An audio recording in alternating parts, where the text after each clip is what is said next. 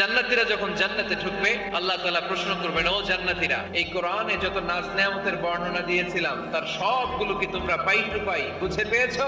জান্নাতীরা বলবে পেয়েছি। হঠাৎ এক জান্নাতি হাত তুলে বলবে, আল্লাহ একটা জিনিস তো পাই নাই। সবাই বলে পাইছি, তুমি পাও নাই। কি পাও নাই? কয় আমনেরই তো পাই নাই। সব দেখলাম, সব খাইলাম, সব দেখলাম, কিন্তু আপনারে তো দেখলাম না। আল্লাহ তাআলা তখন বিশাল জান্নাতের এক কনফারেন্স রুমে সবাইকে বসিয়ে আল্লাহর দিদার মানুষকে দেখাবেন। আল্লাহ তাআলা তার গোপন সৌন্দর্যকে সেদিন জান্নাতীদের সামনে প্রকাশ করে দেবেন। আল্লাহর হাবিব বসবেন ওই কনফারেন্স রুমে সবার সামনে। আল্লাহর হাবিবের পেছনে বসবে অন্যান্য নবীরা।